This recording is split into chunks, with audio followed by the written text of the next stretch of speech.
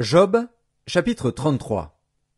Maintenant donc, Job, écoute mes discours, prête l'oreille à toutes mes paroles.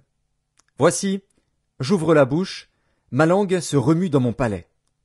C'est avec droiture de cœur que je vais parler, c'est la vérité pure qu'exprimeront mes lèvres. L'Esprit de Dieu m'a créé, et le souffle du Tout-Puissant m'anime. Si tu le peux, réponds-moi, défends ta cause, tiens-toi prêt.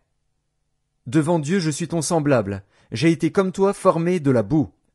Ainsi mes terreurs ne te troubleront pas, et mon poids ne saurait t'accabler. Mais tu as dit à mes oreilles, et j'ai entendu le son de tes paroles. Je suis pur, je suis sans péché, je suis net, il n'y a point en moi d'iniquité.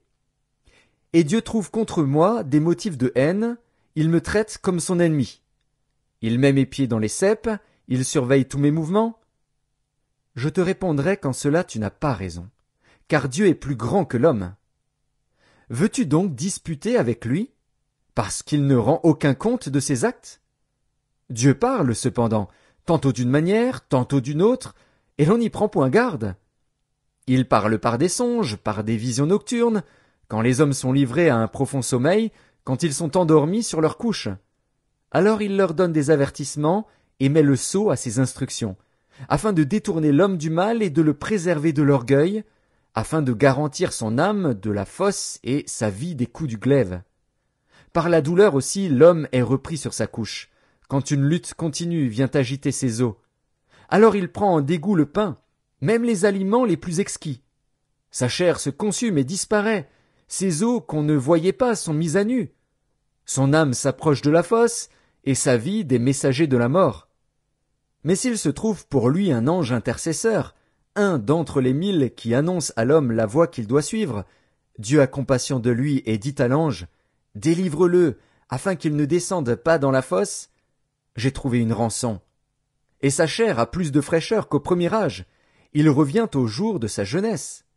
Il adresse à Dieu sa prière, et Dieu lui est propice, lui laisse voir sa face avec joie, et lui rend son innocence.